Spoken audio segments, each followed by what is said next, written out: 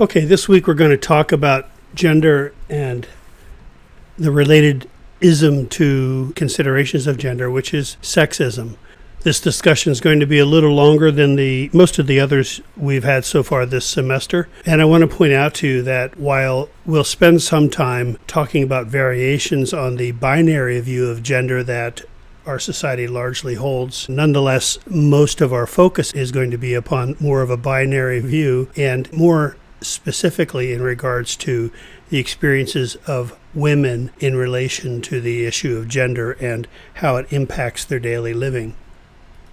First of all, a very basic concept about gender is that of gender roles, which we studied about in introductory sociology. Gender roles are generalized social roles and expectations for behaving, thinking, and feeling, which are based upon a person's biological sex. We do say based upon biological sex because, generally speaking, when children are born, we begin to raise them with expectations suited to the male or female identification that we give to the child. Individuals as parents may do their best to provide a unisex or non-binary frame around their socialization of their children, but rest assured that the rest of society is going to focus very much upon the visible biological sex, the visible gender of that individual. Stereotypes of gender roles develop and are overgeneralizations about the characteristics of males and females. If you've taken any classes on gender in university, the likelihood is that it has been about women's issues or women's studies. And while that's a very useful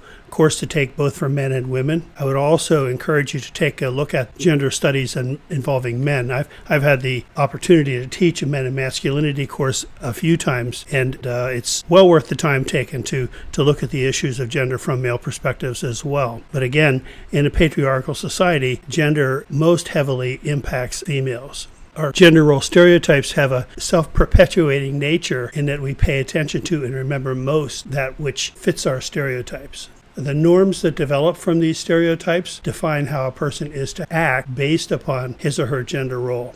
There are roles for doing things that are called prescriptive roles, and also about not doing things which are proscriptive in nature. Boys are to be rough and tumble. Boys are to be independent. Boys are not to play with dolls. Boys are not to be interested in things involving hairstyles, for instance. Gender role norms are enforced by significant others in our lives, both at home and in the school environment, at work, on the street, on the playground, and so on. The notion of sexism arises from gender role norms in the same way and can be personal, internalized, or institutional in nature. We experience our gender on both the public and private level. On the public level, our gender includes the things that involve the expectations and norms, prescriptions and proscriptions that are given to us because of our culture and that revolve around our gender. The private level of the experience of gender involves what we call our gender identity. Most professionals believe that when a child reaches a certain cognitive level, somewhere around the time period of 2 to 4 years of age, he or she begins to see the self as either male or female and begins to express and exhibit gender-typed attitudes and behaviors. Many theorists believe that once this gender identity is formed, it's pretty immutable. Now, our culture, as I mentioned earlier, tends to see gender in a binary view, either feminine or masculine, and the two extremes, so to speak, on a continuum are opposite and mutually exclusive. This polarity in view has created gender stereotypes that work to confine males and females to certain roles. Gender roles may help the child to learn how to act, what is expected of the child, but also begin to pressure the child to perhaps deny parts of himself or herself that fit more naturally for that person.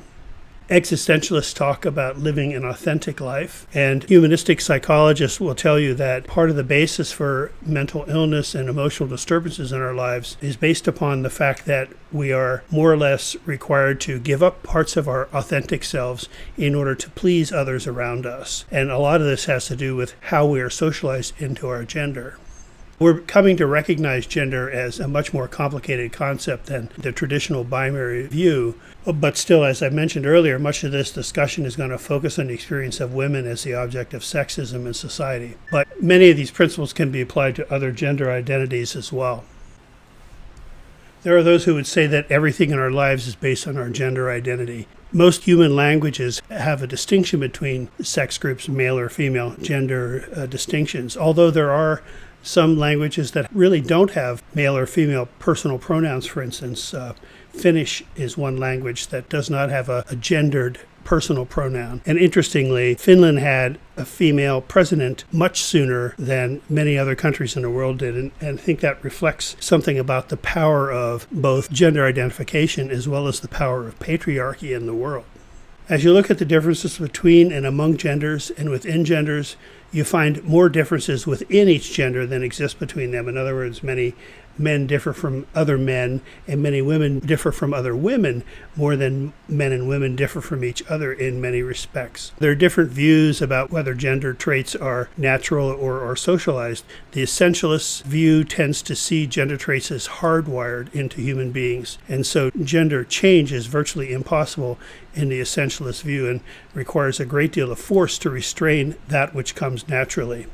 Social constructionists, however, believe that we are a product of our participation in perceiving and making sense of our environment. We are actively engaged in our environment. It isn't something necessarily that is just done to us, but it's more of a dialogue between the individual and the environment. So there are no universal truths in the social constructionist view about any innate differences between men and women. The differences that we perceive, they believe, are socially constructed and exist because of a consensual agreement and are reinforced because of that agreement. There's an article you're looking at from Transgender to Tran, which also talks about how the transgender community itself once focused upon a dual focus to identity in the transgender community, either transvestite or transsexual. Transvestites being essentially a heterosexual who cross-dressed on occasion for fulfillment, whereas the transsexual is a person who transitioned to the other gender through hormone treatments and surgeries, disavowing their assigned gender role. More recently, we've come to see a more complex relationship with gender, even within the transgender community, is evolved into one that is much more aware of gender complexity, multiplicity, and gender fluidity. It's a continuum and a spectrum of infinite possibilities between our limited cultural concepts of gender and sexuality. Masculinity and femininity, male and female, is much more complicated than we have recognized previously. The author of this article is concerned that the transgender community, though, adopts an approach of assimilationalism and respectability politics, where in essence the focus is upon trying to blend in with the heteronormative culture. The belief being that if people of marginalized groups in the transgendered community act as much as possible like their oppressor, she says, they will be better treated and more easily accepted. The problem with this is that such an approach, while it may make for more comfortable living in the day-to-day world, implicitly and explicitly endorses the notion that the culture of the dominant group is superior, preferable, and universal. That is very much associated with our readings about oppression, and it's something really that is pretty insightful, I believe. Different conflicts that trans people experience are identified here, including such things as making use of their preferred name rather than their legal name, using their preferred personal pronoun. Some individuals, rather than he or she, prefer a they or their when referring to that individual, rather than the binary focus on he and she. Access to gender-neutral restrooms is a big political issue. Inclusion in interscholastic and intercollegiate sports teams oftentimes bubbles up in the news. Acceptance in the military has become a social issue thanks to our current president in particular. Access to informed, trans-friendly healthcare and counseling services, that's perhaps more difficult to access than might be imagined. For transgendered individuals being placed in men's unit, for instance, when incarcerated, or in shelters or detention centers, where oftentimes those individuals can be abused. Transgendered individuals experience discrimination and economic marginalization and problems in the employment market, and often are not given the opportunity to experience basic dignity and respect in their everyday lives. And because of that, they're vulnerable to a host of emotional problems, as evidenced here, like any other marginalized populations.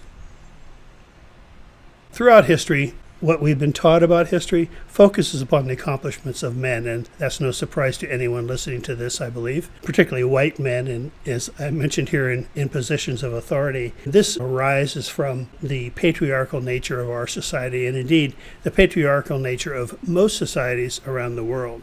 This is something that is consistent throughout recorded history, really through many different cultures around the world, and this vests control, authority, power, influence, and privilege in males, much to the detriment of women. It isn't to say that men don't have problems associated with being in positions of authority. Women may laugh at that or scoff at that, but in fact, oftentimes males experience additional pressures because of the traditional gender role expectations placed upon them to achieve and to be in control and to be strong and powerful at all times. That can be difficult for them as well, but certainly patriarchy has the greatest effect upon women. It is a defining concept of Western civilization that has influenced the lives of nearly every person, no matter the gender, in Western society for the last several thousand years. And I would venture to say this is true in most Eastern societies as well. There is some indications prior to recorded history that a gynocracy may have existed, because a lot of the legends and myths that we know about from ancient history involve deference to goddesses who were believed to be in control of the elements and the fates. But nonetheless, patriarchy has been in charge for most of recorded history. Most recently, the Me Too movement has begun to challenge some of the bastions of patriarchy in American culture and really cultures around the world. But it remains to be seen if this will be a lasting change or a periodic alteration in patterns between men and women until patriarchal control again manages to sweep this movement under the rug. Indeed, there are many individuals who will point to instances where males are attempting to use the Me Too movement to their own advantage. An example being the outcry around the confirmation process of the Supreme Court Justice in 2018, I believe it was, when Kavanaugh was named to the bench. Men use that as an example of males being accused of inappropriate behaviors and sexual abuse of women without adequate proof, and that the Me Too movement is beginning now to victimize males. And so this is something to be aware of for those of you that are interested in this movement. This is perhaps the opening forays of patriarchy trying to get control back as a result of the changes that are occurring in society as a result of the Me Too movement. Gender roles maybe continue to be in some respects functional, in some respects for getting the essential labor done among individuals at different times in our history and even today perhaps, but who defines who does what is perhaps part of the issue, as in patriarchal society, men are the ones that do all the defining. Institutional sexism interacts with interpersonal sexism to dominate women by both structural and psychological means. So as social workers, when we have female clients, particularly those who belong to other minority groups, it's important to realize how gendered stratification, institutional sexism, and racism interact to place both direct and indirect obstacles in the way of growth for those individuals. Freudian psychology may have been one of the biggest culprits in the 20th century as far as views of women in society and in the mental health field, at least as the foundation, as it says here. This really kind of grew out of Freud's own sociological background. He grew up in Austria in the late 1800s. It was a very repressed society sexually. A lot has been said about the fact that these particular kinds of cultural pressures may have resulted in Freud's views about sex and gender. There's been a lot of criticism of his theories that focusing, for instance, upon how they focus upon the male experience as central to existence, and how women are seen as being envious of men, their physical equipment, that's the reference to penis envy, their placement in society, and so on. Women oftentimes being placed in a bind with these theories if they go about trying to establish and succeed in a career, needing to approach lives in ways that are associated with more traditional masculine socialization because of this particular way of seeing the world. Certainly, Freudian notions of gender have influenced our definition and treatment of mental illness. Women are the ones who are usually referred to as irrational and have been given psychiatric labels that really are associated largely with women. Histrionic personality disorder, for instance, almost always diagnosed for women. And the implication in traditional psychology is that women need men's logical nature to tame them. The classic female disorder, hysteria, has influenced a lot of our views of women, and really histrionic personality disorder relates to that. 150 years ago, the notion of hysteria was, I think, developed. And this is sort of with the development of Freudian psychology, in fact. And there was a period of time, as you likely know, when surgical removal of female reproductive organs through hysterectomies was an answer to the supposed irrationality of women who were upset. Goodness knows why a woman would be upset in the early 1900s. The historical context affects a lot of our views of women, and other things like economics and social demands, labor policy, war, and so on affects that as well. At times when unemployment is high, women are really seen to belong more in the home because the society wants men to be working. When war breaks out, however, in fact, in World War II, there was talk about drafting women to work in factories when the men went overseas, because they needed factory workers. And interestingly, as women did this during the Second World War, they became very aware that they were able to function quite successfully without men in their lives. And when men came back from the war and wanted their old jobs back, women didn't want to leave the workforce. And one of the things that happened then was there was a big focus upon the role of absent mothers in creating all sorts of problems with children, like identified here. Women were blamed for the development of schizophrenia, homosexuality, and juvenile delinquency in the lives of their children. The notion was women needed to be home to take care of their children and raise them right. And the point of that was to get women out of the workforce and to get men back into their jobs. Much of the scientific study, really our view of reality coming from science, has a lot to do with how men define the world, because most of the studies that we read about, even those studies about women, are conducted by men. They're designed by men, carried out by men, and written up and concluded by men as well. So we wind up with many theories that are based really on the male perspective, and this is one of the mechanisms through which male dominance is passed from one generation to another and from one culture to another. Feminist thinkers believe that it's important that we be aware of the politics of the knowledge makers, the impact of social status on knowledge making, and the effect of disparate power relations. All women are subject to the hierarchies related to gender and are thus affected by oppression. This ranking is what we know as gender stratification, sometimes referred to as sexual stratification, and this is what perpetuates the dominance of the male gender. Some feminist writers would tell you that the feminist consciousness is a consciousness of victimization. In addition to the victimization as females, women of color suffer oppression of both gender and race, and this is where intersectionality comes into play, as well as other minority identifications as well. Sexism and racism are connected so deeply that they're intertwined through at least three methods of social control that are identified here: physical intimidation and threats, domination through economic means, and limitations on the aspiration of women and minorities. Women as a role are stereotyped as being largely dependent, childlike, intuitive, irrational, and less capable in scientific efforts and the like. White women generally are stereotyped as relatively frigid.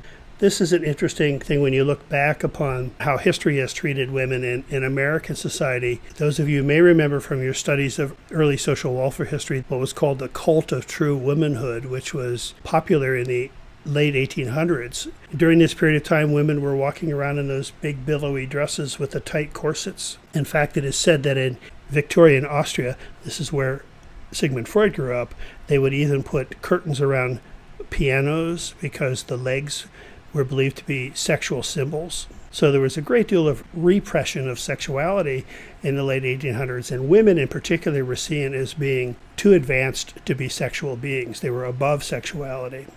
Women who did engage in sex did so only out of a sense of duty to men and to bear children. Women who went to university only went to university basically to find a man to marry.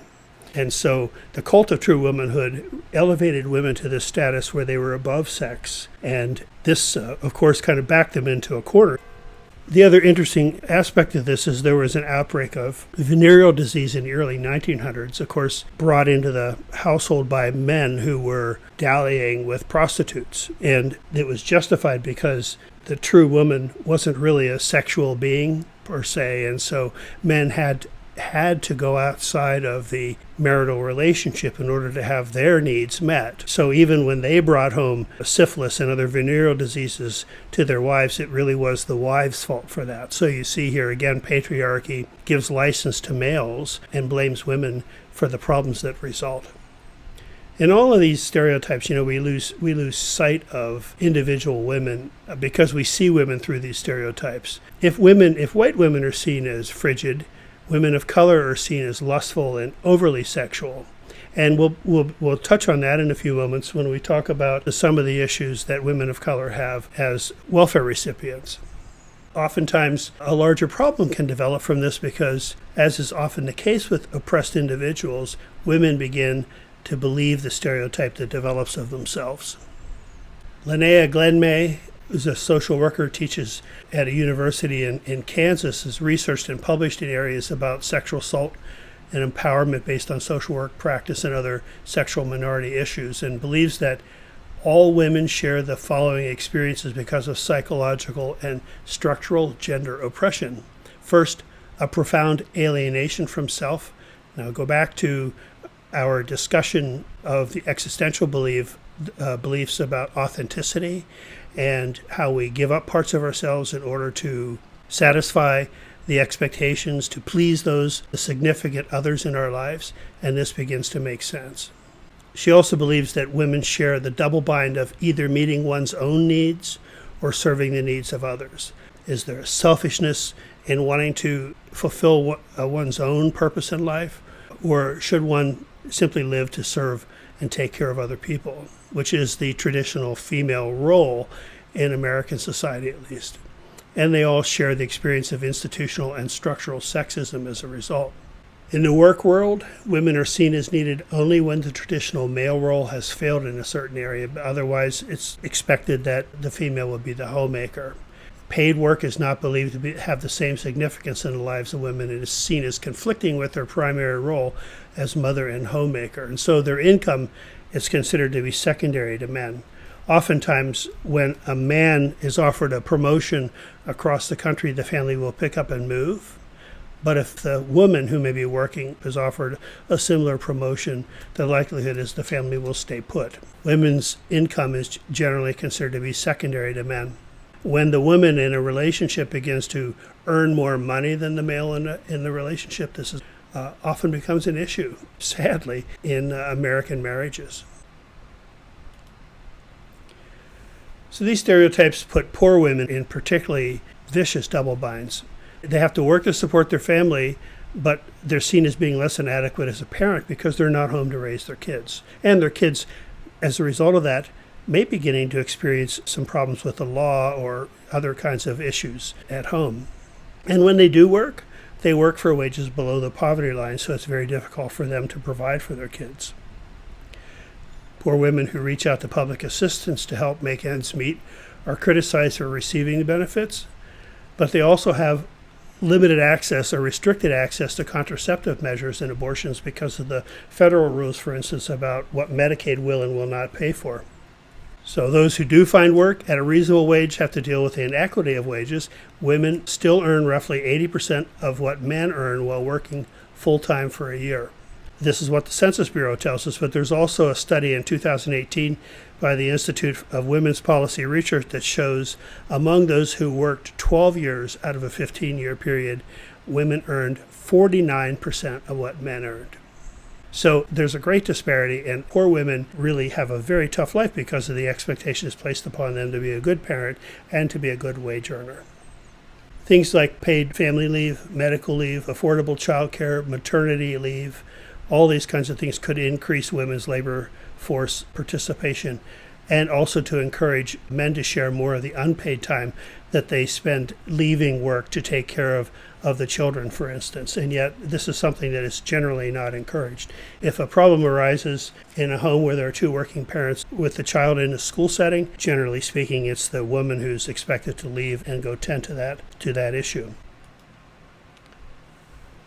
And we tend to believe that we have evolved in our society into an equal shared partnership between men and women in marriage, but really we have a long way to go before we get there. And if you have any doubt about that, I'd encourage you to read an article that was written some years ago by sociologists called The Second Shift, where it talks about what happens when working spouses come home and who does what chores in the household. You know, the old saying goes, men will work from sun to sun, but a woman's work is never done. In the last few decades, we've come to see that poverty is feminized as well.